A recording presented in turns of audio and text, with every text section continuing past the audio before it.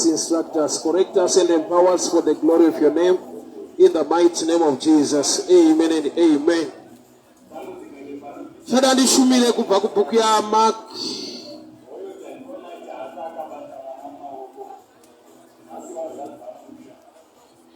Mark chapter 12, verse 20.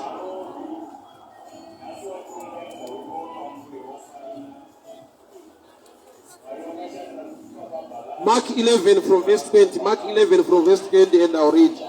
Now in the morning as they passed, they saw the fig tree dried up from the roots. And Peter, remembering, said to him, Rabbi, look, the fig tree which you cursed is withered away. So Jesus answered and said to them, have faith in God, for surely I say unto you, whoever says to this mountain, be removed and be cast into the sea, does not doubt in his heart, but believes that those things which says will be done, he will have whatever he says. Therefore I say unto you, whatever things you ask when you pray, believe that you receive them, and you will have them. Wale wakunzi kwene kuda kushokora onyandi kwere yandaverenga pano incident yakaitika Jesu atuka umwe muti muonde and the fig tree dried up. Asi zvakanotiswa ava mangwanani when they were passing by in the morning. Peter noticed the tree ndokubva ati kuna ishe muti uyo makatuka waoma. But there's a statement yaataura iri outstanding yandidena kuti igone kushumira vhesi. Zvanzi muti uyo makatuka waoma kubva kumidzi, or it has dried up from the roots. Midzi ndo pati yemuti ine strength number 1. Midzi ndo pati yemuti isingaoneke. So statement ra Peter rakuti muti wamakatuka uye waoma kubva kumidzi, i statement iri deeper, inoda kuti imboongororwa igone kutibatsira unhasi. Nokuti kana achitaura kuti muti uyu waoma kubva kumidzi, iyo midzi isingaoneke, zvinorevei muupenyu hwedu? Tinodzidzei ichi chatingabata chingatisimbisa panhau yeprayer? Nokuti on this text Jesu wakazodzidzisa pamberi pacho achiti, munhu kana akunyengetera, whenever you pray, believe so that you will receive. So now we could receive. Kana waita prayer, aive but the kind of prayer how powerful it is, but inova but the believing yawi nayo so as to receive. Chinokonzera kugamuchira zvaunonyengeterera zvatorwa neshoko raMwari, it's believing. So chinogona kushaisa kuti munhu agamuchire zvaachemera hazvisi palevel ye-believing. Angonyengetera beti, but the believing part kana isina kumira zvakanaka zvinohinda the receiving. So Peter pano ataura pamusoro pemiti, the roots of the tree. Ishe muti wamakatuka waoma kubva kumiti, the unseen part ndoya ataura kuti waoma kubva kumiti. Zvoreva kuti shoko parinotaurwa rinonoadresa the unseen. Jesu paakataura nemuti, maroots haasi kuoneka ari covered neground. Saka Peter paari kuti waoma kubva kumiti,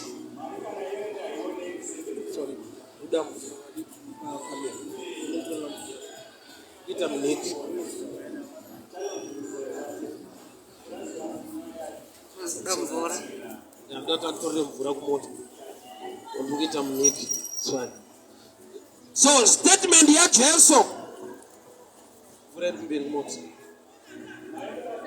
yekuti you must believe to receive. But believing pane chekuita knowledge. Prayer, anyone can pray. Zvinhu zvikaoma munhu anopfugama anonamata. Zvinhu zvichinetsa munhu unochema unonamata kuda Mwari. But the receiving part iri pa knowledge, nokuti believing kutenda kunobva pakuziva ability uye nekuti Mwari vanoda here. Pane nguva dzekuti Jesu aitobvunza munhu kuti unotenda here kuti ndinokuporesa, do you believe? Kana kuti unoziva here kuti I'm willing, ndinoda here. So munhu akasava knowledge nekuziva pamusoro peability yaMwari number 1 uye newill, zvido zvaMwari number 2, zvinohinda the believing part yeminamato yake. Munhu akasaziva kuti izvi ndo zvinodiwa naMwari here, number 1, the will of God. Number 2, akasaziva the ability, simba raMwari. Zvinhu zviviri izvozvo ndo zvinohinda the believing part. Zvanzi kana manyengetera mukatenda muchawana zvamanyengeterera. Hapana kunzi mukanyengetera munowana. Zvanzi ukanyengetera ukatenda, when you pray believe so that you receive. Subject ya believing ine chekuita ne knowledge concerning God, his willpower and his ability. So Satan zvaanoita kuti vanhu vakanyengetera vasagamuchire, anonoita temper ne the believing part. Chirudzii unoswera uine information inokutadzisa kuziva kuti Mwari anozvida kuti zvive muupenyu hwako. Unenge wane pfungwa yekuti kana kuri kuda kwawo kuchaitika, kana kusiri kuda kwawo hakuiti. Yet munhu as a believer you must know the will of God. Unofanirwa kuziva kuti chido chaMwari chii, Mwari vanodei. Mwari vanoda kuti uve neutano hwakanaka. Chido chaMwari kuti ukure nemhuri yako zvakanaka. Chido chaMwari kuti uve neutano. Chido chaMwari kuti ubudirire mune zvaunobata.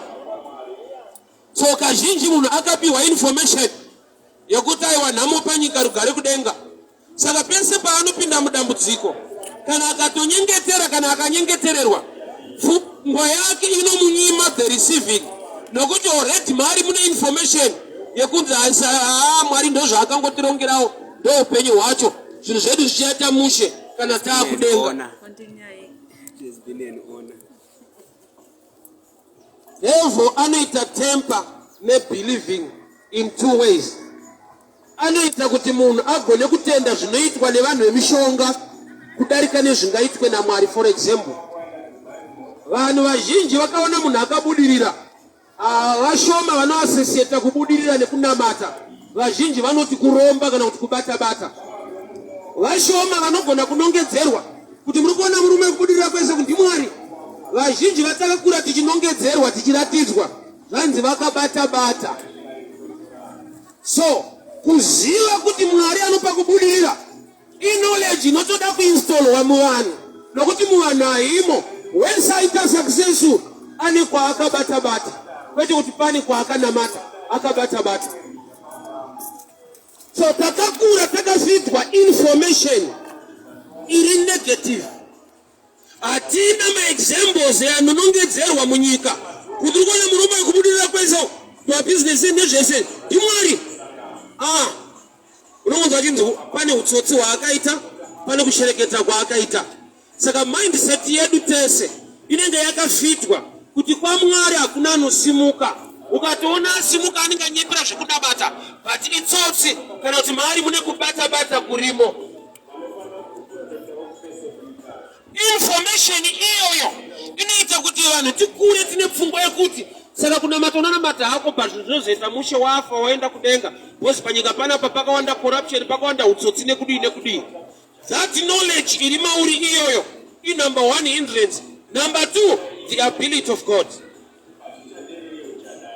Vanhu vanogona kutaura pamusoro pekuti Mwari vanodai, but kuti munhu afunge asvike pakuzvitenda kuti no matter mamiriro akaita upenyu hwangu, God can change my story. Munhu anoti aiwa zvevamwe zvingaite, but yangu nyaya yakanyanya. Munhu anogona kuva nepfungwa yekuti nokutinzwa dambudziko rawinaro, kana usina akakupa testimony anga ari dhipa mudambudziko serako, kana pakatoita munhu anopupura kuti ndaiva neupenyu hwakadai Mwari akandichinja, wakaipa anokuzevezera kuti uri kunyeperwa vada kukusimbisa eri haibvike yakaomai kana kuti aiwa hasi Mwari pane munhu akazomujega pane vanhu vaakatsveterana nawo nekuzodii. That's why muchiona kuti kuchechi kune nguva yekupa matestimony. That time is so important. Inogona kutoenzana netime of preaching. Asi kazhinji nonzwa kuti anasati namatestimony tiri kumhanya program yadai toda kumhanyira kushoko. Mumwe munhu atori muchechi shoko raari kuda harisiri chaparidzwa itestimony yemumwe yakafanana nesituation yake yaanoda kupiwa kutenda kuti shuwa saka Mwari anozvigona.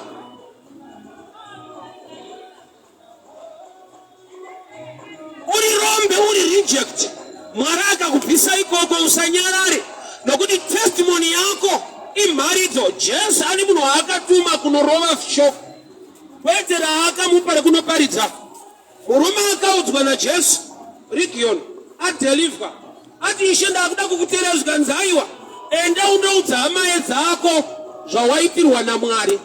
In other words, kune vakatumwa to preach nevakatumwa to testify. Vese vane magoals akafanana vanobuilda faith yevanhu muna Mwari. Why? Nokuti the devil anoita temper nebelieving part. Praying part haana problem nayo. Any man can pray. Because chinokutuma kana kuita prayer nhamo inogona kutokutuma kwete kuda Mwari. Zvikaoma unogona kutopfugama kuti Ishe ndirangarirei one zvaita upenyu hwangu. Ukasvika pari kunamata unotojoina wotopfugama ndinamatirei kunamatawo Mwari ndirangarirei. Prayer is not an issue. Why? Because pandaverenga part when you pray believe so that you receive.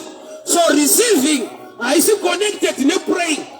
But only chiri pakati when you pray believe so that you receive.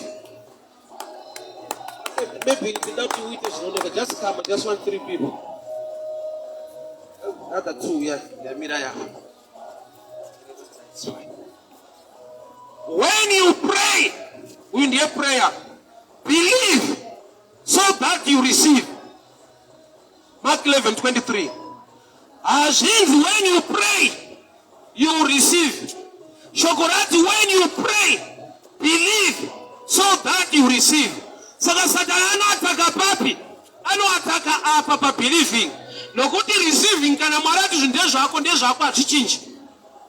But nevanhu vanhu zvinhu zvavo zvavasiri kubata. Kwete nokuti Mwari vakati handichakupa. Ichi kana chashotoka the believing kana apa. Praying haina access to receive.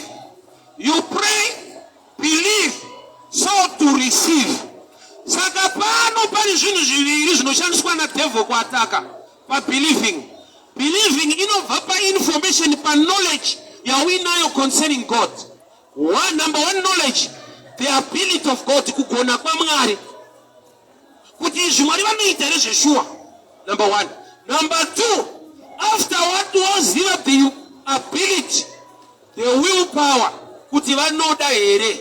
Nokuti tine vanhu vanongunuzwa munhu achitotaura so kana Mwari vachida zvinoita, Mwari vakangoda chete zvinoita, kana Mwari vada zvinoita. It's your right to know the will of God. Why? Zvinokubatsira kubuild the believing part. Namo insi yawinayo Mwari vanotoda kuti usave munhamo muda imomo. But kuda kwavo hakugone kukuburitsa kusvika iwo play a role pa believing. Saka Satani haatake praying. Because when sari pa problem antongonamatawo. Mwana mata zvekuti fachaya mumwe achiresa but kwese kuita sei kuita prayer. Ende munhu wese anoda kugamuchira zvaanamatira. Saka Satani haatake uku neuku. Saka muchiona kuchechi ukangotanga kunamatira ukadati zvedeliverance kunozara. Nhamo inongopusha vanhu kuti namata. But Satani aitoziva kuti kana ukatochema kana misodzikadi uye munhamo imomo uchinamata inongoshotora panapa. Why? Nokuti zvimwe zvaunonamatira kana zvapa believing stage panodhimanda action kuti usangane nechawachema. Mumwe anobva abva ukangonamata ukangobhelifa. Yes, kune ma-issues yekuti when you pray, believe, wobva wareceiva usina zvawaita. But when you want to receive substance zviri tangible, pa believing ndopanouya issue ye giving. Ipapa handisi kuti ipainini ndiri kungokudzidzisa. Satani anobva kuti dzada topiwa so kana toda kuti zvako zviite usina kupa inini. Panapa pa believing you must know him. Kuziva Mwari ndiani? Ndiye musiki. Number 2, Mwari ndiani? He is the word. Word ichi ma principles. Saona kuti munhu akachema Mwari munamunda mandiburitsa pfungwa yaMwari ndiye kuti ubude. But pa believing pane ma principles. Pa believing pane zvinoda kuitwa izvozvo haaite. Anongoti vanoshamisa kuti vane zvavachaita haachazviratidza mirai munhu handambira kadaro Mwari ava vachandisimudza. Satani anongoshotora panapa. Kunenge kukata flow kana kuti circle yechinhu kuti chiite. Zvafana kuti wanamata wanamata Mwari ndoda vana, Mwari ndoda vana. Uri boys, Mwari ndoda vana, Mwari havana vanokupa. Pachicho unofanirwa kuita kuroora. Wamuwanano wana adzimai komozivana mowane mwana. If you pray to shorten a marriage, can you receive children? Mandrunzikira wanamata concerning ichi yevana Satani obva akushotorera nyaya yekuroora oti mira uone Mwari anoshambisa uchapiwa vana vako unosvika muguva. Why? Nokuti ashotora hapasisina complete circuit yeflow of power. Kubatisa zvandikutaura izvi nokuti kumwe kwacho vanhu vari kunamatirwa sterek, vanhu vari kubatwa musoro havasi kubatwa mukati memusoro. Kingdom yaMwari munhu anofanirwa kuva neknowledge oziva zvekuita than kupota achinamatirwa chete. It's good to be prayed for, but 3/4 yeissues ako you need to know what to do. Saka unopesera wakuchinja machechi wakudi zvinhu zvisingaita wopesera watorizana nekunamata kwacho. Why? Wakanyimwa dzidziso wakaipa akangoshotora the believing part. When you believe you act. Nokuti pa believing ndo pane faith. When you believe you must put action pachinhu chaunotenda. Ukatenda kuti munhu ane mari yako ofonera ari mumtown ati huya mari yako haiuye unotopinda mukombi wauya mtown kuti utore mari yako. Ukaziva kuti munhu wandafonera naye ati ndiri pana first mtown uya utore mari yako chasara chii kuti uone mari kupinda wofamba woenda. So action ukaishotora wofonera munhu ane mari yako akati uya utore autore. So zvazviri muupenyu ndeizvi kureceiving vashoma vawana kwete nokuti Mwari haana kutendeka. Wakaipa akataka vanhu paissue ya believing. Dai Mwari akatigonesa ipapa ndo pakafoira kunamata kwese ipapa. The devil anabasa kuti munyengetera steri kunite maprayers unozodii anokuzva ndikangobvisa the believing. Tati believing is subject ine zvinhu tu. Believing kutenda kuti Mwari vanozviita, to know his power, ability. Number 2, to know his will, kuti anoda here. Sakuda kwake kunoverengwa mushoko. Akava nemavanga kuti tiporeswe, saka anoda kuti munhu apore. Kureva kuti ukaziva his will, his ability, ndo zvinokupa kuita action kana pachidimandwa action. Thank you so much. I'll give you an example. 2007, when I started preaching here, ndaiva netsoka kubva kuwadzana. Ndaibhiliva kuti Mwari vandituma zveshuwa. Saka ndakaisa action yekuti ndaakuenda kunoparidza shoko ravo. Hapana chaioneka physically kuti shuwa Mwari akudana ona zvadai. Ndakanzwa the voice in a dream. Go and win souls, go and minister in the streets. Kupi nekupi. Ndikabva ndapinda pa action. Pese paunopinda pa action, hautangi nekuumbirwa maoko nevanhu. Vanhu vanoda munhu abudirira kwete achazobudirira.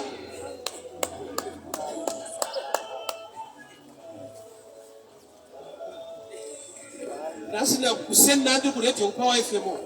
I met this young boy mfana anonzi Nox anoimba umunomziva naye. Right. That young man, when I started preaching 2007, parenge kuwadzana. Ndataigara kumareni kumwe chete. So aingoseka chita chimboseka so iye aitotanga music. Saka nhasi patasangana ku Power FM. Kanza mukoma chinhu wani andiparidzire mufana Nox. Kanda amkoma mazona ngati mwari ane nyasha sho. Maimbo zikaya ere kuti chichasika kweso. Tilipa rank muziyo ndikatayo. Ndozvinoita mwari. Pandinoedza kudrive point yekuti kudi action yako ine nyaya when you believe. Bible rangu rinobva rati kutenda kusina mabasa kwakafa. Tine zvinhu zvokuti mwari dai vakakupa kare nokuti rudo rwavo nechido chavo chekuti vakupe, but hapana kugona kugamuchira. Hauna the ability to receive. Yaapo mwari haadi kuwaste blessings. Saka uchiona pakawanzwa chingwa, Jesu akati torai mabhasiketi tikorofu mutore mafufu maleft over muise mubhasiketi. Sei ari kuchengetedza mafufu? Ari kuti I respect kuti chese chaitwa naMwari chive useful than useless.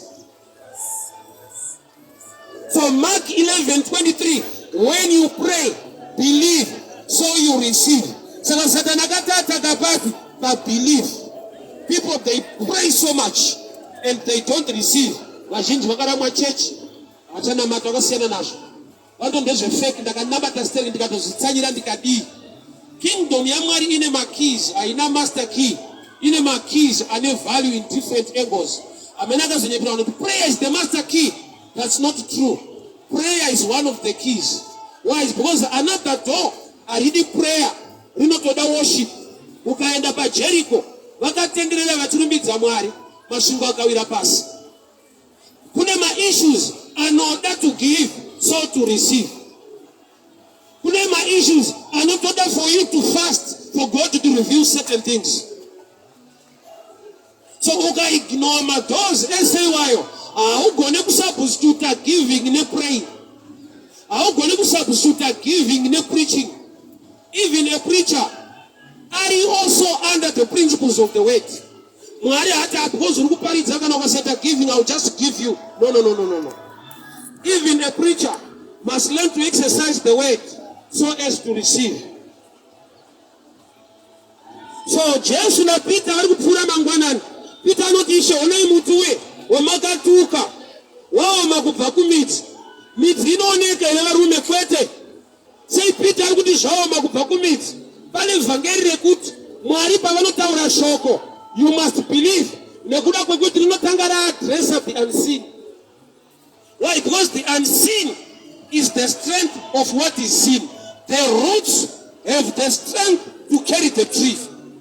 Saka paati muti waoma kubva kumidzi ari kuti zvatangira kune simba racho. Why? Nekuti kana midzi yadry kumusoro hakusisina supply. Kana kumidzi kwa-dry kumusoro is a matter of time, hakusisina supply.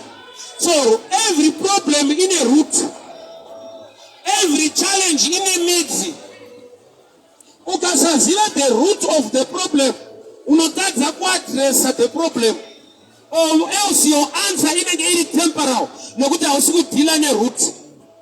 Munhu ari kutora mapain killer anofanirwa kuverenga bepa rese rine mapain killer.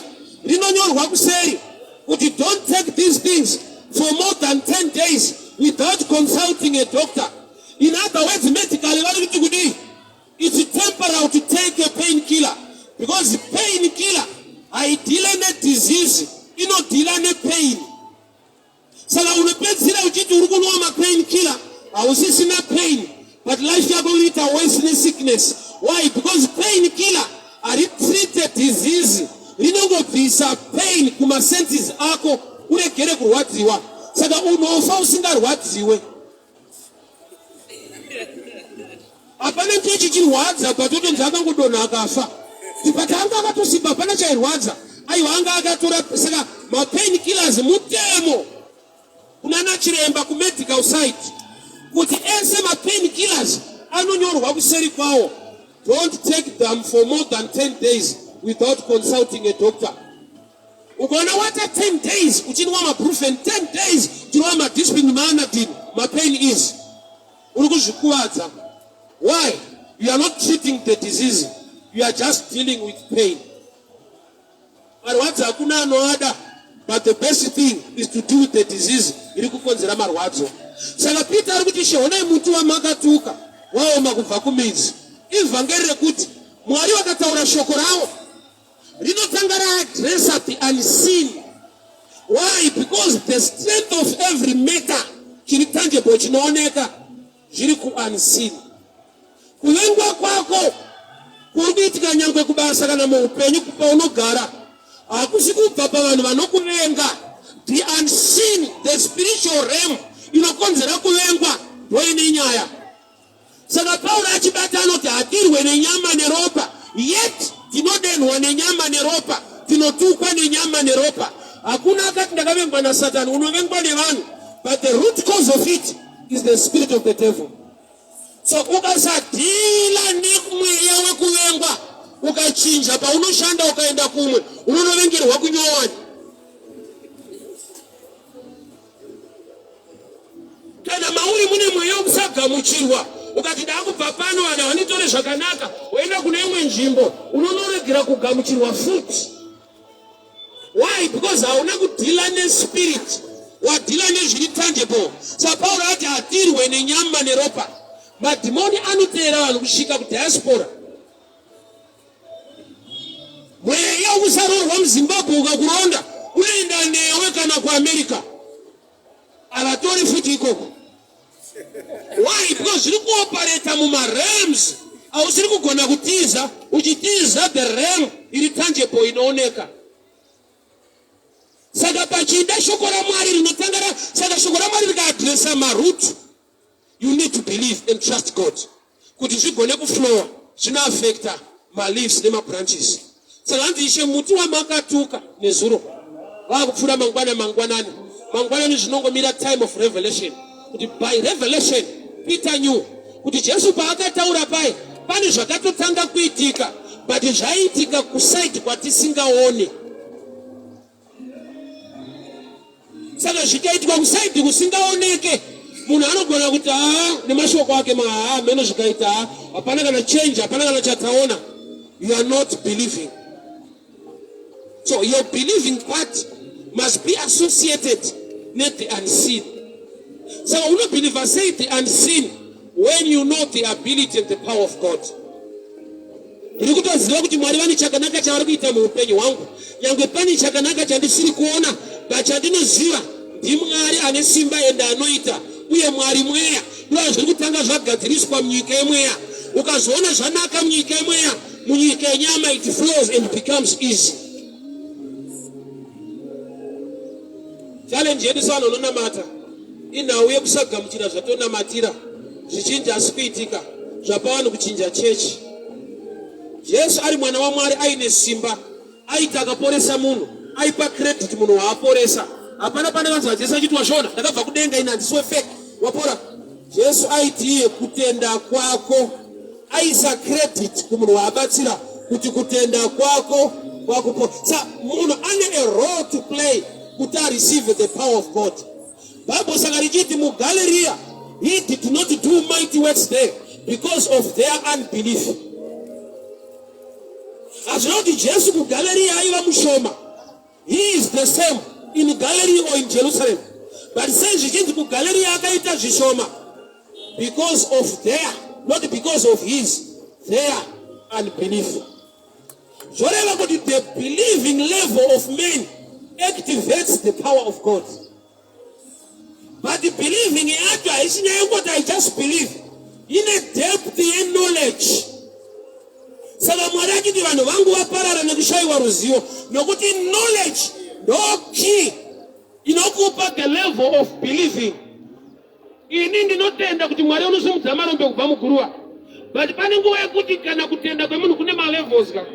Tikati vanorwara vehetu kuna matrei, kune vanogona kuuya vane maheadache nechi, ane cancer neHIV hauye, ane knowledge yaakaudzwa, ende haichine chakatochaya hapana hapana. Saka munhu anogona kunamata but ane level yaanonzwa kuti zvechechi vangaitawo but iyi nyaya haipere. The devil anoattacka the believing part, not the power of God, the believing part.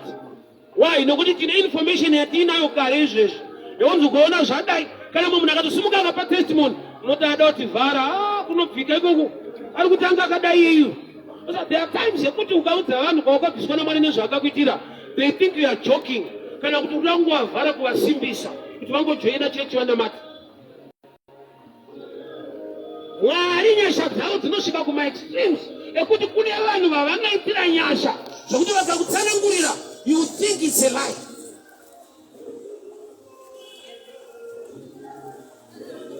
By the grace of God, I'm one of them. Akasangana nokuita kwaMwari kokuti dzimunguva ukaudza vanhu vanoti tinavashuwa naye aiwa zvingaita izvozvo zvinoita ufunge. Passport yangu yakapera manje mapeji ese ndongai 1 page rakatendwa bhodha mamwe ese maairport asi handizoti ndege mari mafeti but yakasvika pakupera naMwari wandutaura wanondibvunza kuenda kusauki mari nendege kana idea but passport yakasvika pakupera nekufly. Uri street preacher anoona kuti zvisina protocol kana order kana kuremekedzwa kana kudii kana presidentship kana mapodcast Mwari anoita zvakadaro. There are people who are looking for systems dzinokomanda maybe respect kuti vaite chimwe chinhu. Mukuru Mwari akati mira apa ita zvakati Jesu magifts ake akauya ari mumenja kwete mupalasi. Mai vake vakashayiwa room, vana vakaberekerwa marooms. Handina kunzwa any special gift. Ndakatonzwa kuti Herode akatevera achidambura vana misoro, vakadamburwa musoro vanhu vawana marooms. Asina kuwana room ari kudanga, vakauya mawise men vaine gold. So your gold is in your place of assignment.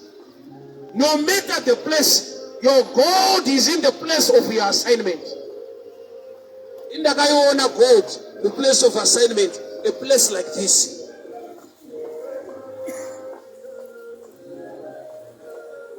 When 14, the first car ndakadrive yakatengwa nemumwe munhu akauya akamira apa ndapedza kuparidza akati mukufamba seingenda kumbana ndakuenda kumalifts zvayo anoenda kutengera moto muende nemoto kunge kutenga madomasi iri moto kunge majokes anozati kucheche wakanotengera mufundisi mota panoita noise zvakasiyana nepanapa. Place of assignment iri golden ukava mairi. I've seen that. 2 weeks ago, Panandri to Israel, somebody paid for me. It was my first time to meet her. She was a lady from Ireland. It cost 2,500. Flights, hotels, and everything. It was paid. Changu ngoti tsana murukudai. Fuko kwako ndikandukuda ndoti kudii. Ndagara ndichitoda. This is a bunzo yo munaka kuti unoda mota unoti kudii. Ndagara ndichitoda. So anozviita Mwari handida kuti ndibooste yo believing part. He can do it. Church kuti because hauna ma connections. Yema connections in lower level. If you are connected to him, his hand is not short. Jesu paakaberekwa the local people havana kumupa ma gifts. I know the reason why vasina kuuya kune meri nezvipo. Vaiti tichakuona nhumbu dzemweya mweya ndouchakupa. Vazoita mususpect kuti hakuna mweya wakadaro ngoerekana nhumbu yemweya mweya uchakupa manapukeni. So Mwari paakaziva kuti malocals havacelebrate munhu uyu vakamuvha people from another country. So God can even use his strangers. Gideon, vachida kunorwa nemamidiana, chakamuboosta faith yake. Mwari vakati kana iwe uchitya tora muranda wako Pura, muende mukembe wemamidiana, unonzwa kuti vari kuti kudii. God used the enemies kuti vape Gideon confidence. Akasvika vanhu vachitoti tarota chingwa tichipaza misasa. Tikanzi nomwacho hakuna mumwe munondo waGideon. And Gideon worshipped God in the territory of the enemy. God can use even enemies to bless you. Vanhu vasingakude vanokonzerwa naMwari kukuda nekukuitira. Haisi nyaya yeBhaibheri chete, inoraramika. Ndipo ndakambotaura testimony yakaitika tiri pakuwadzana around 2007 parengi when I started ministering. A certain man on a Friday, ayenda ku mosque, is a Muslim. Akatorwa full combat ile gari yao. Akanishika ndiparidza parengi kuwadzana akamira zvikandapedza. Akati we don't believe in Jesus. But one thing chandada kuda kuisa discipline among the youth nekudzidzisa vanhu. Handigone kuenda ndisina kukupai blessing. Ndobva ndipa 300 US a Muslim asingatende zvandiri kutaura, but angonzi naMwari ndisoterewo tsama.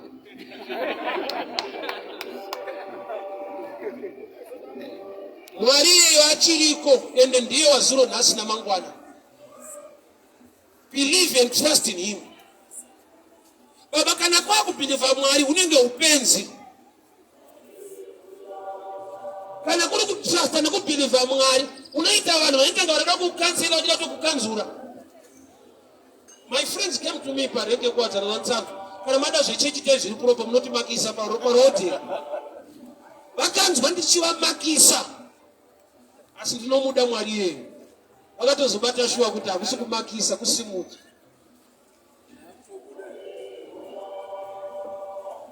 Ishe muti wamakatuka waoma kubva kumiti. Shoko raMwari parinotaurwa rinoadresa the unseen. Parinoadresa the unseen ndo panodhimandwa faith yako. Kuti aiwa kana Mwari vatotaura ndizvo, hongu hapana chandiri kuona chiri tangible chinobatika. But God is so faithful and is not meant that he should lie.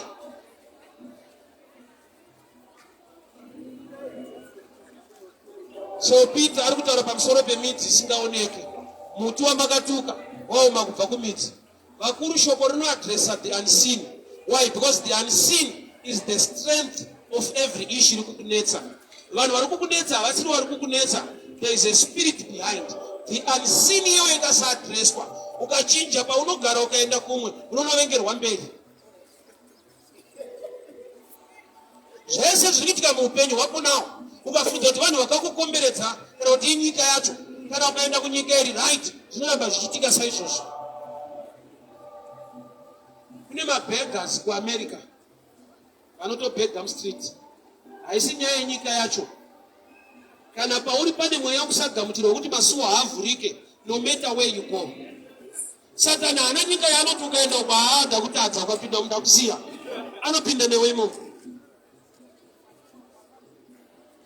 Ishe, muti wamakatuka waoma kubva kumiti. Kurati pamakautuka takatombokenyana kuti zvaramba. Unai uchiri green but vataura patara. Hapana chimwe change yatiri kuona. Ndongo wakanyara ngoodza kuti ishe zvinenge asikuita. There's a period, there's a moment yekuti vanhu ndisinozoita uproot our faith. Nekuda kwekuti pane baba toda kuti tizve zvaitika ipapo. I believe una Mwari anoita zvinhu day and day. I also believe in God who takes time to do certain issues. Saka bhuku raGenesis richipupura richiti day number 1 akaita zvakati, day number 2 akaita zvakati. Akadi kungoti pa one day I command everything to appear. Right now, because I'm God, right now, trees, hills, cow, fish appear. He took time, yet is mighty and powerful. So uchiona pane zvipo zvaMweya Mutsvene, pane the gift or the spirit of patience. Generation yedu ukataura zvepatience, unotanga kudzidzira kuparidza kana kuti hauna power. Why vakajaira right now? I see things happening right now. Hakuna ma-issues ese anoitika right now. There are issues that can take time. Zvichiitwa naMwari. Mwari vakashanya pamba paAbhurahamu. Abraham nasara vane makore akawanda asina mwana. But declaration yakanzi kuti gore rinouya nenguva inochava nemwana. Mwari vakadi kuti nenguva hombe yamatora musina mwana. Right now. Mwana ngaberekwe. Akapiwa time iri normal yepregnancy. Munhu anga ane challenge for many years. There are issues that demand patience or faith.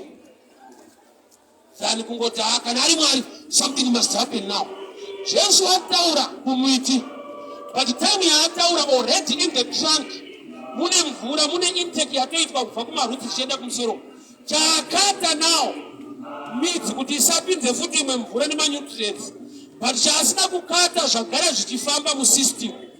Saka muti unoramba uri green, yet uri muprocess yekuoma. Zvafanana nemunhu ari kudidza nehosepipe. Ukaenda kutepu ukandovhara, ukauya kwaari ukati ndavhara ichabuda, anogona kutombokuseka. Nokuti time yaavhara tepu already in the pipe mune yagara irimo. hauvhariri mupaipi, unovhara kuti iregere kupinda futi. Saka akatosimudza hosipaipi yake anotomboti diridzei tepu yakavharwa. So kune zvirwere zvekuti chinoramba chakushowa a symptom yet you are already healed. Saka panokushowa a symptom nekuda kuekana mind unongoti hadaiziziva kuti haedzi chiororo anotiya kunamatirawo but one mapunda akutobuda futa. The believing inenge yasheka inohinda the receiving. The believing yako wainoconnecta receiving. So muti wakatukwa, kutukwa kwawaitwa already mutanki mune mvura irimo iri kutokuidza iri kusupply. Saka paatuka muti kana zvichitangira kumiti ndoti pasi ndopaenda shoko rikanovhara miti kuti no more intake, but already magara mune intake yanga yaitwa. So ndo zvazviri Mwari pavanotaura shoko. Pane zvinhu zvaunoona sekunge wakanyeperwa, izvozvo ukazviona manje zvinokupa kutaura kunorivhesa manifestation. Haa vaingoti hazvechechi nanhasi basa racho hakuna. Kamba pane zvinhu zvinenge zvati I love 2 Kings chapter 7. Elisha akataura akati mangwana pagedhi reSamaria pachauya chikafu. Uchawana chikafu pagedhi reSamaria. Zvanzi murume aigara pedyo namambo akati kana Mwari vakavhura mahwindo ekudenga hazviite. Ndokubva hanzi naElisha uchazviona asi haungadyi. Murume uyu haana kunyimwa pazvakauya, akafanonyimwa zvisati zvauya. Pazvakauya chii chakaitika? Akafa. Kureva kuti haana kufa pazvakauya mangwana acho, akagara aurayiwa zvisati zvauya. Because kusatenda kwake kwakashedza rufu rwake, but haana kuziva kuti ndatofa. Why? Nokuti kufa kwaari yakabva yava process. I'll give another example. Hoyo ikabuda mumvura haife, inozofa. Shona inonzwikere. Isidambogara kuwadzana. Vanhu vaiva vachitengesa fishi kubva kuleki aigona kuenda iri kutamba mudhishi achichedzera kuti menyu. So ukatuswa mudhishi muno uri kutamba so. Kama kubva kuleki pesa usvika pano richiri kutamba. Gamba malast dance. Kadhanzi kekuoneka. Yafa kudhara. Kufa iprocess. Changosiwa chachini itime. So fish here got the other what don't say? You know what in the shot about that. Now sudden those have it up with Benny Ivan. When very body boy watching Nakirwa. Don't just read it as a roof. I don't have about what in the roof. You need to roll a roof Lupino. Why? Because the old corner roof the process. You are not going to receive my paper. Adam naive mukati kamutu zvirokwazvo muchafa. Vati vamuti vakaenda vakabereka vanhu. Iyo vakafa vakanobereka vanhu. Ataura ndiani ndiMwari. Itaoti kudii? According unto the Lord, 1,000 years is like a day. Adam ndokubva afa nechi 936. Ila kuti akafa musi uyo according to God. But pakati pakaberekwa vana nemunhu akafa. Leave that one. Muti wamatuka woma kubva kumiti. Ndinobva ati right now wana chishokuru chainacho prayer. Yeye yakabatanidzwa neprayer. Because prayer nebelieving nereceiving zvakavigwa parection yaitika. Vakatukwa muti vakaenda kwavakaenda vakudzoka mangwana muti ukaonekwa waoma zvikanzi kubva kumiti. Saka prayer ndozvainoita. When you pray zvinoenda muspiritual realm zotanga kuadresa the root cause. Iwewe manje nekusaziva kuti pane zviri kutoitika unotanga kurivhesa futi nokuti pane zvauri kuona zvisiri kuitika. Iwe nekusaona zviri kuitika munyika yemweya uchiona zviri kuitika munyika yenyama.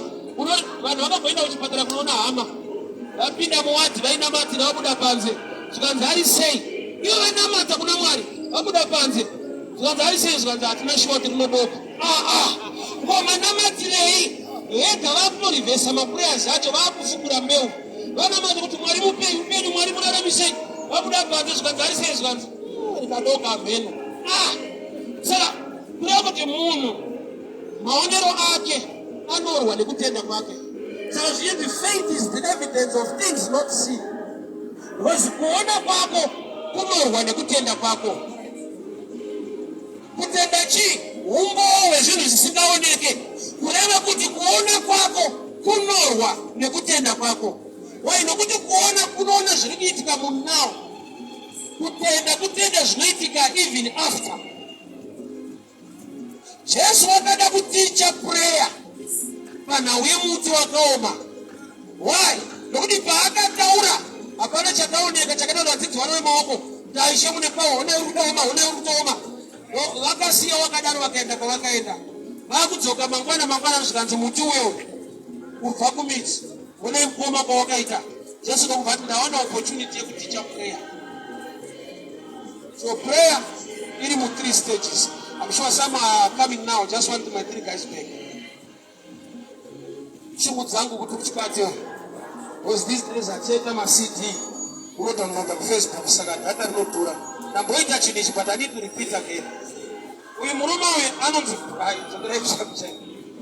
anonzi prayer. Just raise your hands. Prayer. Uyu ndi believe. Uyu ndi receive. Shoko rati Mark 11:23. When you pray, believe so that you receive. So that you are praying, ainetse inoitwa nemunhu wese zvikangooma ndodai Mwari mandiona. Hakuna mata akupushwe munhu kunyengetera. Zvikakuisa pakona unoita wega. Ukaona sekunyengetera sa uchiri nani. Zvikayanzwa kujanya unoti dai Mwari andiona. Unotaura wega kuti Mwari. So the praying part Satan hambo kunetsa. Why? Because even in hamo inokupusha kunamata. Pano ndo panosotora pa believing. Why? Because receiving Mwari zvaakakumbisa arevi nema zvinoita. Satan chicha anoataka pa 12. Uyu ndi pray, uyu ndi believe, uyu ndi receive. Anobvisa believe. Believe ari in 2 dimensions. Kubeliever kuziva ability ya Mwari kuti zvanogona izvo. Ndozvinoita to believe. Ability. Number 2. Kana wabeliever waziva kuti zvanogona. The number 2 stage iri pa will kuti anoda chido chake kuti upenyu wangu uwe wakanaka. Saka Satan information iyo iri tu no disaster kuvanhu. Amene akanyepera kuti nhamo panyika rugare kudenga sazviita sekunge haadi kuti upenyu hunake pano. Saka mchinzwa mwachi garaini pasi mwachiti munoona fundisa mazuvano vari kuparidza prosperity havachaparidza Jesu. Varume anonzi Jesu is not just a person, he is also the word. And the word rakatakura many things. To help you kuti usachinonzi Jesu kuparidza Jesu. Kutaura zvaanoda nezvaakaita usina kutaura zita rake uri kutaura iye. Mukadzi akabata mukombero waJesu haana kubata the person, akabata the garment. Marizauti akawana here. Yes, she was healed. Hama dzangu chinoporesa ndi Jesu here kana kuti hembe. Ndi Jesu. Sei uyo asina kubata Jesu abata hembe akapora. Chiri pana Jesu chinorepresenta iye. So kana rugare ruripo paari. Patinoparidza rugare tisina kutaura zita rake, tiri kutaura iye. Kana utano huripo paari, ndikati receive your healing, get healed right now. Ukaenda kubati kubata hana Jesu waparidza. Ndaita zvinoda Jesu. Saka ndatoparidza iye. Vazhinji vanoda kunzwa uchimenshena the name. Ari kuparidza Jesu. Baba ndikaparidza ndikataura nyaya yekugarika upenyu hwakanaka. Ndiri kutaura iye ndopfungwa yake. Vazhinji vedu hatizivi pfungwa yaMwari. Takatongokuwadzwa kuti rugare nhamo panyika rugare kudenga. Panyika hapasi pedu. Prosperity gospel kudzwa zvokubudirira. And wense anokuresista kuti uteerere vhangeri rekuti ugare zvakanaka. Ukamutarisa haatambudziki. Anenge akapaka mota yake anemba yake achiti hazvina maturo tikuenda kumusha. Ada kuti ushe uchiroja. Iyo kamubvunza ari kuti Mwari akandiwanira nyasha ndikawana stand ndikavaka. But iwo ndikakuti receive your house ndosanyeperwe. Matsotsi. Ko kana Mwari ari the same yesterday. Kana akakuropafadza nemba nestand nemotokari. Warambirei kuti uyawane yake. Wakumuti blasphemy. Kunyepa kwafundiswa mazuvano. Vanhu vazhinji the will chido chaMwari takatsotswa nevanhu vaasakufesi already. He wants you to be healed. He wants you to be prosperous. Anoda kuti ubudirire upenyu hwakanaka.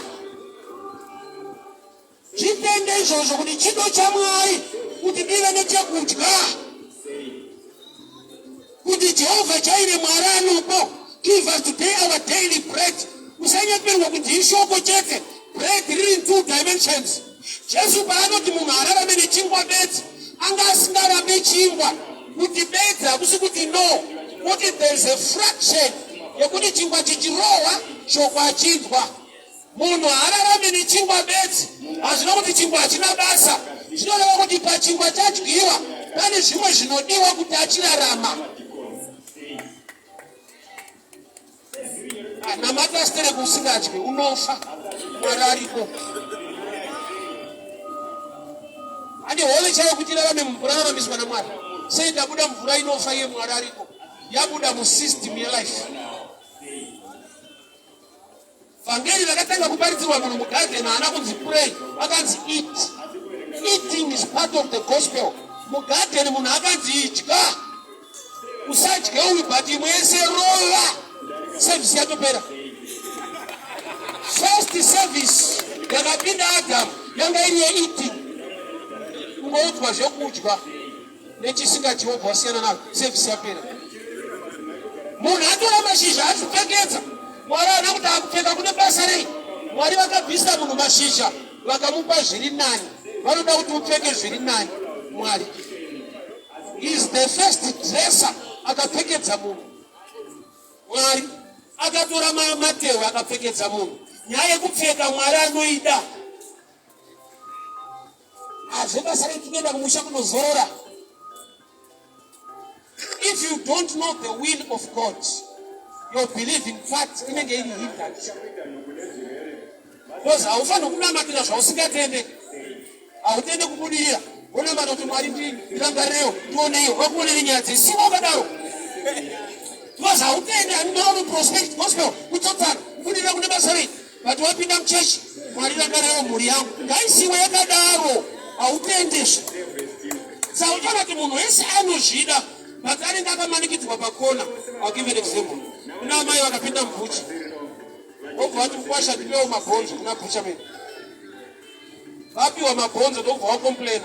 Zikanzi but haana kana kanyama. Mati kudei mabhonzo. Mapiwa mabhonzo muri kudei. Kanzi but haana kanyama. Kureva kuti vari kutodawo nyama. But mari avo harisi kunyatsoita. Saka vakutsvagira nyama kubhonzo. Wese anorenga rugare terera prayer life yake. Anoda kugara musha. Wese anonzi prosperity. Hape kugara pakadini. Motikari kuita sei. Hazvina nebasa rese. Terera paanoita prayer. Ari kuchema kuti dai Mwari mandiropafadza. Nei sei zvausingatenda. Kusvika wakutenda kuti kubudirira ipfungwa yaMwari. Utano ipfungwa yaMwari.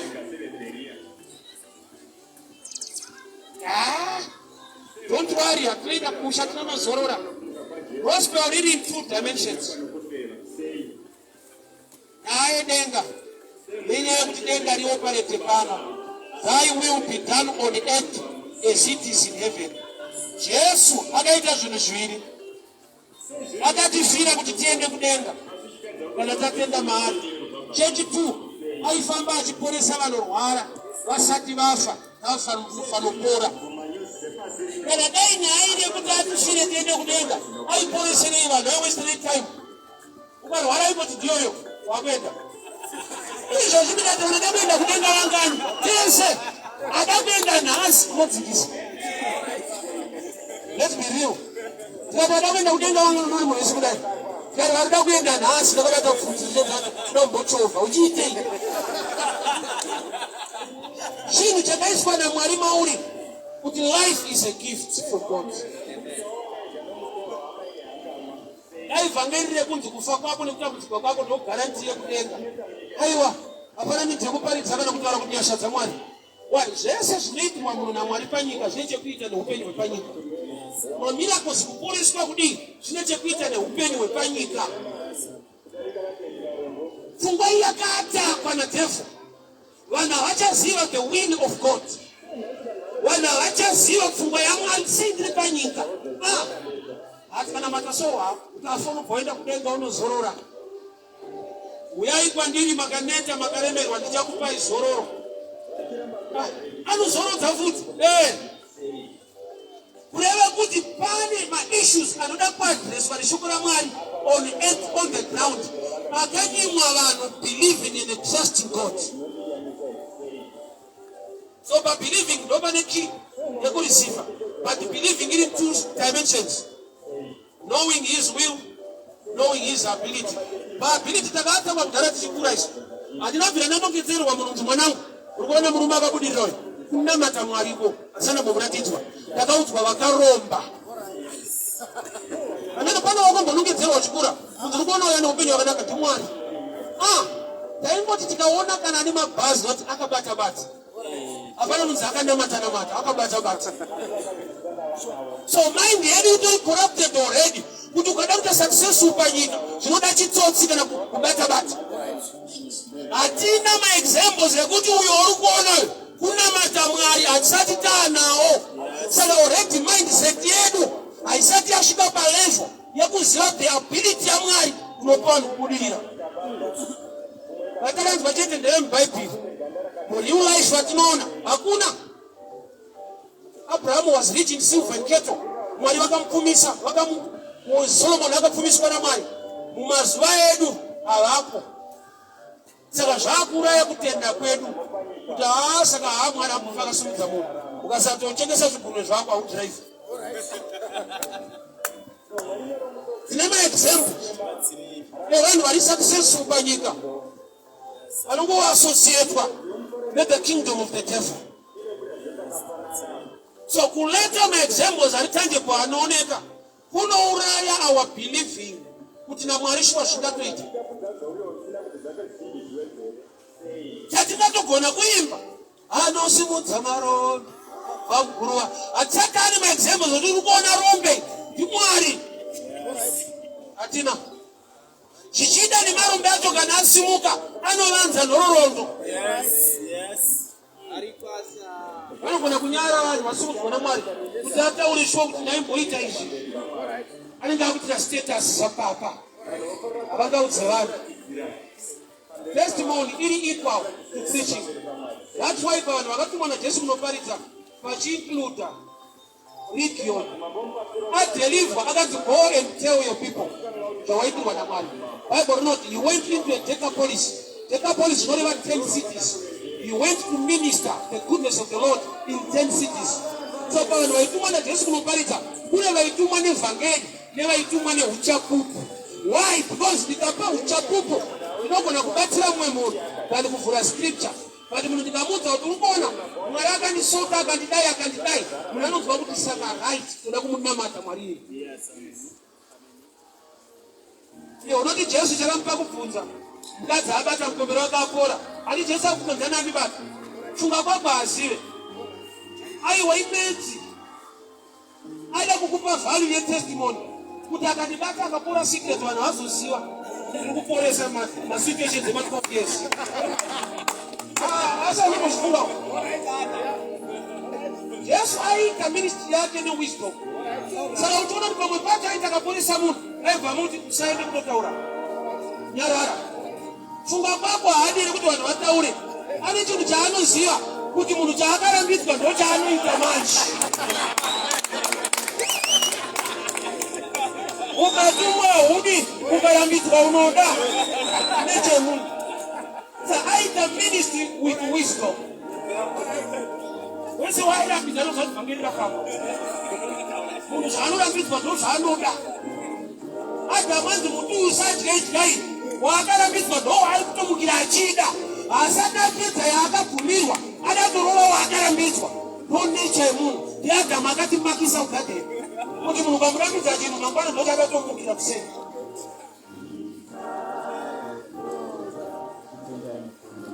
Adzimai vaakaroora akabvisira mai kuti ade achada zvake chazvaaka zviriofisha ndo zvaasingadi. Iwo ukaona bhaibheri rakuti varume dai vakadzi venyu inaifikidza kuti ndani sandaroora ndiri zenu ndikati unotadza sei kuda wako kusvika ndane wangu ukaonati kuda wako mahwani kuda wako kunamata because nature yako yekuda vamwe kwete wako wazvakangowa wako achaita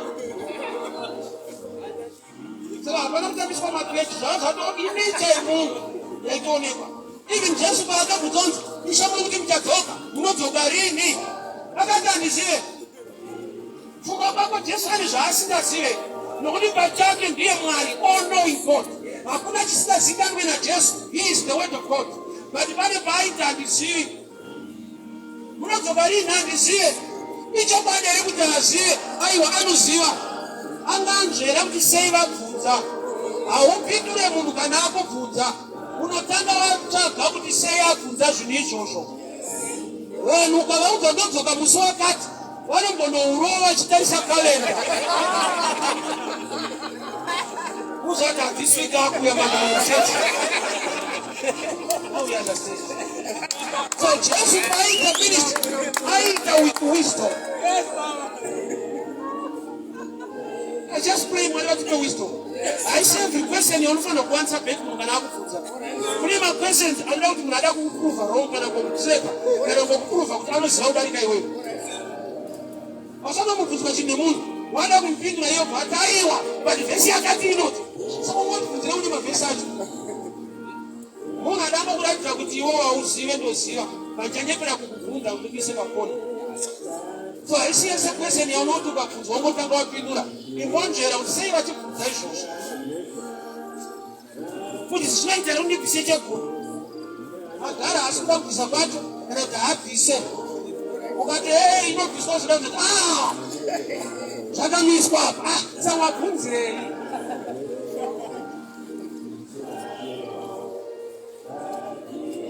Ishe muti wamakatuka waoma kubva kumidzi. Naipita midzi uri kuionera aiwa. Sei wati zvabva kumidzi? Ari kuti manheru pazvakataurwa hatina chenji yatakaona. Saka chandaa kuziva shoko raMwari harevi nhema, rakatanga kunaafekta kusingaoneke. Izvozvi God is doing something in your life, but chinoita kuti usatendera kana kuzvitrasta, you cannot see it. So faith is the evidence of things not seen. Vanokuseka vanombopiwa opportunity yekukuseka. Noa vakareka apinda muareka, mvura haina kunaya nokuti apinda. Bible notes after 7 days the flood came, which means that 6 days, yaiva 6 days of mockery from society. Vamwe vaipfuura nepo day number 2 wodongorera zvakuti chechi inopengesa zvona, hakuna mvura. Kana usati watupa mukunamata, hausati watanga. Kana usati wanzi Mwari wacho ari kupa unonamata, hausati watanga. Vanhu vanofanira kapiriodi ikakusei Mwari achikatendera, ndokanotaridza kutenda kwako mavari. Is a jealous God. Haadi vanhu vane plan B, vanoda vanhu vakauya kwaari ende vachirevesa. Noti nevanhu vakuti kana zvaramba ndosiya zvechechi yacho. Why? Day number 3 ukasanaya mvura, no waigona kuti kwana wake wanangu manzwira ndakaita. Handei panzi. So you need to wait for the rains uri muaki. Mvura inomirirwa uri muareka. Usambobuda kuti kana yambononoka so ndomwe Mwari wacho haana kurevesa. That time, that period iriko. But the Lord will show up. Mazuva ndaifamba netsoka ndiyazoparidza, vanhu vakandinzwira tsitsi, vakomana ndakagara navo kumaraini kwadzano. Vakagara neni pasi. Adzimai angu akatombobvunzwa nomwe atogara naye so, kunzi muri kuwirirana mutaura musha right church. Adzimai akati ava right towirirana totogara zvakanaka. Zvikanzi kumuka kusendeka bhaibheri vachienda parenga.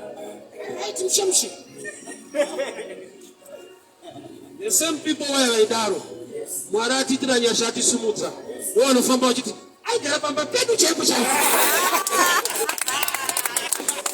Unonzwa foni yapinda, unoziva kuti mamafoni ndeyekupruvha. Muri sei hamarova. Obva watonza utonzwa aitarira pasi vanhu mazviona ndomuziva. Aigara tese. But those were the same people. Patime yekuti mvura haisi kunaya rumareka, vaidongorera votaura rafu. So paunoramba uri marika uchitaura rafu, Mwari anonzwa kuti unodai nini kudarika vanhu. Hauvimbe nekuronga kwevanhu unovimba neni. Matuka midzi Mwari. but tazoona kuti wakaoma kubva kumidzi. Lord, by time yekuti hakuna any symptom, any sign, the word of God was doing something. I want to assure you, because he's a faithful God, something chiri kutoitika. Continue to believe and trust in him. Vanotaura ngavataura zvina basa. Vanhu vakaita so nature yavo. Whether unonamata vanotaura, whether unamate vanotaura. Kupriza munhu kunonetsa. I'll give an example. Yeneche vanhu maraini. Waita mari yako, watenga masofa, watakura kuseni ukaenda nawo kumba.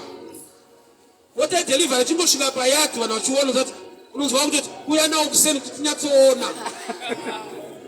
Ukatayo ndozotakura manheru ndachaisa. Kuenda nawo manheru unonzwa wakwenyana kuti zvekubai zvimadhira. Uya usiku. Unoda hapana time yekuendesa masofa. Unofanira kugara pachitini nevanhu. Because havashayi excuse ne a reason at any time. Ukaparidza wakachena wakapakasi bango remota vari masatanist. Unochekereswa. Ukaparidza uchitatira zvekubata maoko usina bhande vari kutsvaga zvaoma. Hapana pachaita pastor wanozonzwa kuti Mwari vamudana manje. Ndozvakatatisa vana veIsraeri kupinda Canaan. Vasvika mune magiant. Ndobva vainterpreta vachiti kudii? Tinourawa mune magiant amuite. Imagine dai vakasvika mune vanhu vakaonda. Vaiti muna hamuna chikafu, mune nzara hadzichaita. When the giant kana akaonda mupinde. Munotsvaga the answer ingoti kana vanhu vakaonda hamuna chikafu. Kana mune magiant tinorohwa. Saka hatichapinda. The believing part. In order to azive the will of God and the ability of God. Varume Mwari uyu haana chaanokundikana. Mwari uyu ndapandaiparidza parenge kuwadzana ndanemwe t-shirt yakagaruka so. Ndakati Mwari vanopa. Vamwe tsano ndokubva vandikwenya zvikati bati vanokunyimirei. Unoziva kuti quickly mweya mutsvene akabva andipa the right answer yakatova comfort to me. Because that statement yaiva a threat palevel yefaith yangu. Ndatonzwa kunge munhu ari right paataura. Mweya mutsvene ndokubva atudza achiti kana uchiti Mwari anopa hausi kupupura, uri kuparidza zvaanoita. Even zvaasati akuitira une right yekuzvitaura nokuti anoita. So even Mwari asati avipa imba inotenda kuti Mwari vanopa dzimba. Nokuti ndaona vanhu vazhinji vanotoda kuti Mwari akandiwanira nyasha ndichitambura tisina pekugara. Ndikaona stand ndikavaka Mwari akandipa saka ndakutoziva kuti anopa dzimba. Ini ndichirocha ndoramba ndichitaura kuti kuna Mwari anopa dzimba. Zvinondipawo kutenda. So challenge yatinayo believing up. Ndopakatakwa naDevil. Vanhu vazhinji ability yaMwari tinoita yekufungidza kuti izvi Mwari angazvikwanise izvi. Ona zvadaiso munhu achiita izvi masatanist. Ona vanhu vanonzi Mwari masatanist. Iye Mwari achiti silver and gold belongs to me. But nepfungwa yekuti aiwa ukangona ndati takakura tisina example yainongedzerwa kuti mwanangu uri kuona munhu akabudirira uyu kunamata Mwari. Hatina watakambooona tichikura. Vese vanga vakabudirira tainongedzerwa one side kuromba bata. Hakuna ainzi uku kunamata uku mwanangu. Saka takakura tine vabereki vanga vasinawo example yekunongedzera vanhu vakanamata vakasimudzwa naMwari. Saka already zvakakora kuti mind yedu pakufunga kuti Mwari anosimudza vanhu. Tinongo ndezvechechi. Because hatina munhu unongedzereka. Ukaona atonongedzerwa munhu weBhaibheri anofamba ari panyika anooneka hakuna. Kuziva the will of God kwakaatakwa nekuda kwekuti vanhu vakashayiwa kuverenga shoko nekuziva. Vanenge vangoti kana Mwari achida zvichaita, kana Mwari ada zvinoita. Asi vakarambidzwa kuverenga kuti utsvakewo zvaanoda. Chido chake Mwari kuti uve neutano. Chido chake kuti aropafadze kubata kwemaoko ako. Chido chake kuti uve nekubudirira. Chido chako kuti urarame the gift of life, kuti utochemberawo uve nevana vako. Chido chake kuti utovasiirawo nhaka. So ukasaziva the will and the ability, believing yako inenge yasheka, inenge yabviswa. No matter unganamate sei, you will never receive. Nokuti Mark 11:23 yati, when you pray, believe, so you will receive. So you don't pray to receive. You pray, joenda mu office ya believe, so to receive. Sasa mu believe, une nyaya. Nokuti kuti mune zvinhu tu. Kana wabhilivha kuti Mwari anokupa kubudira, kana wabhilivha vanoparidzwa shoko richada kuti uite action inotaridza kuti uri kubhilivha. Ukatenda kuti Mwari izvi vanoita, ukadzidzwa kuti wogadai Mwari vanoita zvakati, ukasazoita, Mwari havasi kuzozviratidza nokuti the believing yane connection. Kutenda kusina mabasa makafa. So kutenda kunozembera chinonzi action kuita. Mwari vachaita chete vachanozviratidza kuti tsitsi dzaMwari dzakavigwa mukuita nemukuziva. I'll give you an example. Wrestling takura tichiona vazhinji. Kana pachirwa vanhu vanonzi madhabhusi, mumwe anenge ari kunze kweringi, mumwe wake akarohwa zvakaipisisa, haatenderwe kupinda nokuti mumwe akarohwa. Mutemo ndewekuti kana warohwa zvakanyanya uchida kuti mumwe wako apinde, haushedzere kuti pinda, anorambidzwa futi narefuri. Chaunoita unoswedera pedyo naye, wotambanudza ruoko rwako, iye akakurova awana right. But anopa right yekuti mumwe apindire ndiwo uri kutsikwa. Iwe unotambudzika ndiwo unopa Mwari right yekuti vapinde mulife mako nekudziva zvekuita nemaoko ako.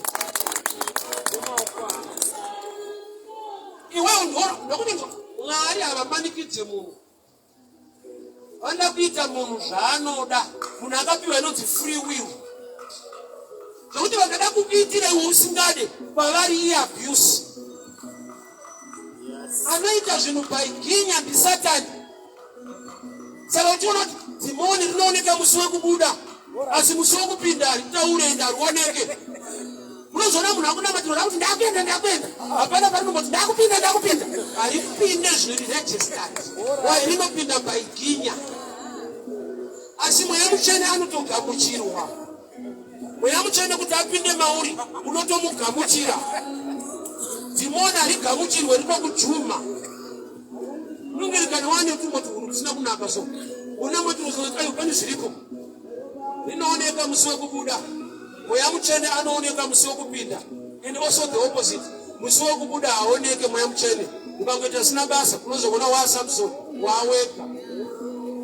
Samson hanzi akamboti aita zvaaita akatirega ndirirowe simba rangu. Akatozoona kuti aiwa ndiri ndega ndaakubatika. So Mweya Mutsvene dhee rekupinda anozikanwa. Unotomugamuchira dhee rekuenda haakuzivise. Satani dhimoni rinopinda haritaure. Musi wekudzingwa ndoparinoti tiri pano, ndewedu tinaye takuenda. The will power yakapiwa munhu naMwari. Will iyoyo inoita kuti Mwari vashande newe according nekuti are you willing. Saka Satani paakakurova pekuti uchatenda kuti Mwari anokupa kubudirira, nokuti kuti hameno zvazvaita so long life. Amo panyika rigare kudenga. Saka Mwari kuti vakupe kubudirira panyika unoti ndingakukanganisire. Wai nokuti iwo wakatorejista kuti chagarika kana taiko. Satani haadi kuti utende, haadi kuti ubhilive. Anotoziva kuti ukabhiliva unoreceiva. Saka ndikataura kuti bvuma kuti Mwari anokupa kubudirira. Satani anokuratidza marizeni kuti vakuru vamwe vese vangabudirira zvataurwa izvi. Paniwe motarisa uiderera, hauna kufunda, hauna maconnections. Ndezvechisiyana nazvo. Satani ane mafactor anokuratidza on the ground shoko rikaparidzwa. Mwari ndo wakati let the birds fly. Nanhasi ostrich haibhururuke. And hakuna version yakanzi let the birds fly. Wati koma ostrich are too heavy. And ostrich weight. And ostrich are not included. Ostrich in group birds. Usandudze nauye weight. Because ndege haisipa list yazvakanzi zvibhururuke. Vakiri kusimuka. Kune malaws akaprekwa, malaws edynamics nendege. Chakatisa ostrich kusimuka chii. Every party ostrich iri too big. Chidiki chii. So when you are understanding, your knowledge is shallow. Come on.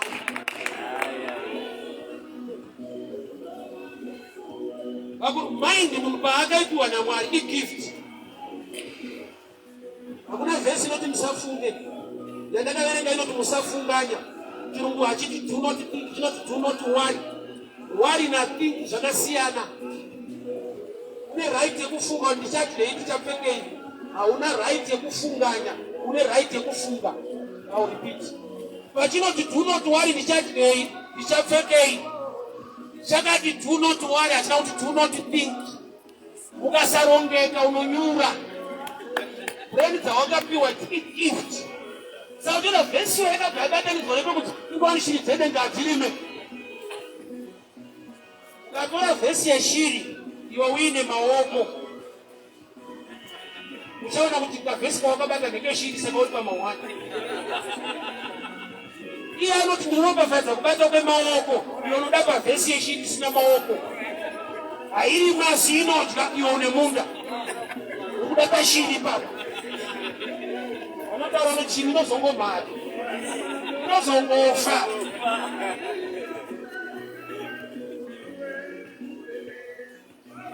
The believing part. Unoda kuti uzive Mwari. Unomuziva sei? Through kuparidzirwa imwe level. Through revelation imwe level. Through studying of the word. Saudona kuchechi ungapinda ukaita makore akawanda ukapiwa kana chigaro. But kuti utenge Bible unokudhurira singaita. Izvo sa uno Bible.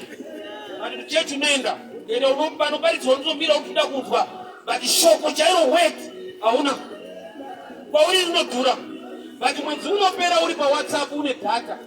But Bible rinokudhurira singaite. Ukatotenga riri mhuri yese ndoperapo. Family. Mauniform yekuchechi yake, ma-t-shirt yake, Bible redu test.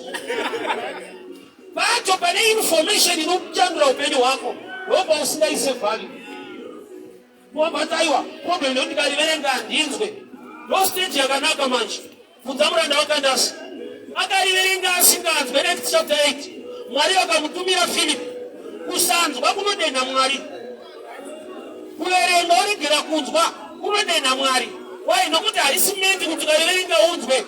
Riri meant kuti ukariverenga unzwe na mweya. Why? Because munhu wese akaenda kuchikoro ukariverenga unonzwa. Dai zvatinonzwa zviri izvo nyaya yacho. Hapana ndidzi kuti munhu anokuparidzira. Unoverenga wega wotonzwa. Chinoita kuti tide munhu anotiparidzira isigona kuverenga chii. There is a mystery inoda kuexplainwa nomweya mutsvene than zvinhu zvatinopiwa nekufunda kwedu. Ukatoverenga unotonzwa. Pati zvakati. Kuti uchinzwisisa hazvisi intellectual. You need the grace of God. The Spirit of God. Saka uyo akaverenga asinganzwe muranda wakandasi. Mwari vakamutumira Philip. Unodenda Mwari kana uine shungu dzeshoko rawo. Haana kunamata aiverenga asinganzwe. Zvikadenda Mwari kuti munhu ane shungu neshoko anoda help. So mumazuva edu ukaverenga usinganzwe. Tiri mudispensation yeHoly Spirit. Mweya mutsvene will explain mysteries to you. Akasakutsanangurira zvaunonzwa, you will find a preacher anointed to explain the mysteries. Iva neshungu nezvinhu zvaMwari. Get knowledge. Get understanding. If you pray, believe, so you receive. Vanhu vazhinji vabuda chechi vasiya. They've been praying for long days, long times. Havana kureceiva. Why? State ya believing ine zvinhu zviviri, i mystery. When you believe, unobeliever nokuti unomuziva ability yake, unoziva zvaanoda. Ende kana waziva zvaanoda, waakuziva shoko rake. Mubelieving mune word, muword mune action. Pane zvinhu zvokuti Mwari vakada kukuitira une zvaunofanirwa kuita. Ukanama kuti Mwari ndipeiwo vana, ukasarora unofunza kuti wakanyimwa. Kamba hauna kuroora kuti uwane zvawakapiwa. Hapana denga parinovhurodza atsana mwana madhamadhama unotsvaga wega. Ndakati yekutsvaga tega iyi problem yatakakonzerwa naAdhamu. Wozi Mwari vanga vane game yekupa vanhu vakadzi.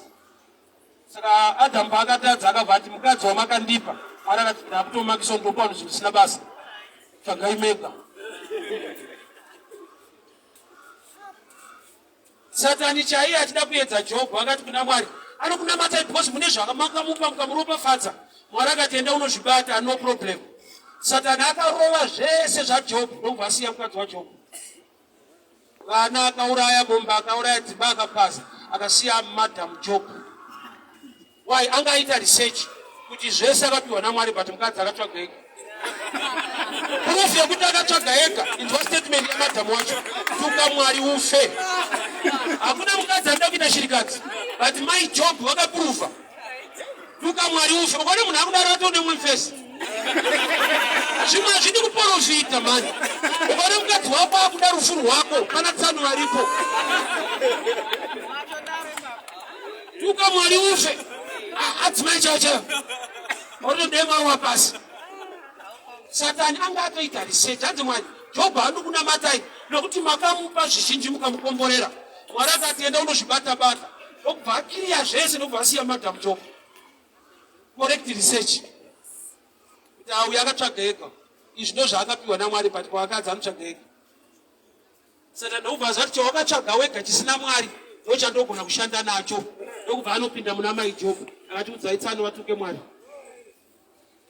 Chinhu wani chandakarespekta pana Job, paakadzorerwa pfuma zhinji naMwari haana kudhivhosa. Ivo madhamu vaitiisa haana kuvadhivhosa. Why? Ari mature pakuandastenda zviri spiritual. Akaziva kuti chaiti tuka Mwari ufe chii havasiriwo. Vanga vatori under attack. Ukamachiwa mumarriage at that level uchaona kuti dzimwe nguva urove munhu kana atora mumashoko unongoziva kuti zvekurambwa zvekumusha kwavo ndo zvazvauya. Unotomubatsira kuti dhiya unoenda nazvo wekunamata. Munopasi kufurirwa nevanhu vekumusha kwenyama. Iyo kane pekuti vazhinji tinowanzoziva dhimoni kana ramanifesta but when you are mature unogona kuziva dhimoni necharacter yemunhu nekutaura kwake. Amai vakaenda kuna Jesu Matthew 50 vakaenda kuna Jesu the Canaanite woman vakati mwana wangu ari kunetswa nemweya yechina. Havana power yekudzinga dhimoni racho but vane ability yekuziva kuti uyu mweya. Kana baba vakaenda mwana kuna Jesu Mark 9 vakati kana zvamubata zvinoti mvura mumoto. Vaiti vakaona mwana ari mumoto vaitoziva kuti haana kupinda ega zvabata. Ndibaba vaamachuva vakurisecha kuti ukaona akurova dombo zvamubata. Avaswera chimurwa kuti ukurore mutoriro vanoziva kuti kana zvamubata akurova dombo. That way unosika spiritual help than ordinary counseling. Ama zangu, it's good to have counselors in the natural realm, but some issues are spiritual. Manonsa unopiwa na marriage officer, marriage counselor, manetsana kumba. Ane paano gumila kana attack ili spiritual, unotoda spiritual help. Imagine waenda kuti muruma asikurara kumba. Avana mamwe manotsa vanga kupe kusvikadzoka. Woi manotsa onde kuti mubikire, mukise, mubate mushi. Manje kana asikwa kumba, akisike, adirike, abatike mushi. Pakuda Jesu anoti Lazaro. Zoka. Manotsi mamwe atinopiwa anoshanda kana munhu wacho aripo. Mubate mushi. Muremekedze. Submit. Manje akaenda. Some challenges are spiritual. Zvakuda vanhu vanoona munyika yemweya. Baba unoti mwana wangu zvikamubata zvinoti mumoto, zvikamubata zvoti mumvura. Saka vakangomona ari mumvura havamupopotere. Vanongoti asidai Mwari amuwanira nyasha zvauya futi. Zvikabata amai vane rafu yavanoita, zvikabata baba havarari pamba ipapo. Saka amai pane kuti vatore magava vati Mwari rangarire murume wangu adzoke. Vanenge vachida address yesmorals yacho. Physical fight. And the danger iripo ndeyekuti hazviva kuti unowina fight kana uriwe muridzi wemurume. Fight haijadwa neunorombwa uri muridzi. Haisi garantika. Nokuti kana uchitsvaga ikoko unonorova munhu, unogona kunoroverwa ikoko. Dai Mwari atibatsira. Solutions atinoda kushanda nawo dzimwe nguva ashande kana pachinida spiritual help. Amai vanoti Ishe mwana wangu ari kunetswa nemweya yechina. Andizoti aitei musikana yeye, but amai acho vakaziva kuti uyu mweya. Havagoni kudzinga demon but vari mature vanoita perceive kuti izvi haisi decision. It's a spiritual thing. Mwari dai vatibatsira. munhu ngaasike knowledge concerning God. Why? Ndozvinobuild that the believing part so that you will receive. Bandiri kunamata handisikuona zvacho zvichiita. When you pray, Mark 11:23, when you pray, believe so that you receive. Believing inechekuita neknowledge. Father, we thank you for your word. We thank you for your grace. We thank you for your favor. My situations are vana venyu Mwari. Turikutaura ruoko rwenyasha. Vasiri kudzoka vadzoke kumba. Pese pane spiritual attack ndataura simba redenga moto wamweya mutsvene. Nyasha dzenyu ngadzidururwe Baba muupenyu hwevana venyu. Every situation yavari kurwa nayo yavatarisana nayo. Ndataura nyasha pamusoro peupenyu hwavo. I pray for open doors. I pray for grace and favor. In the mighty name of Jesus. Amen and amen. God bless you. Mwari vakuitire nyasha mufambe murugare. We'll meet again tomorrow. Same place, same time. Mufambe munyasha. Thank you so much. Bye bye.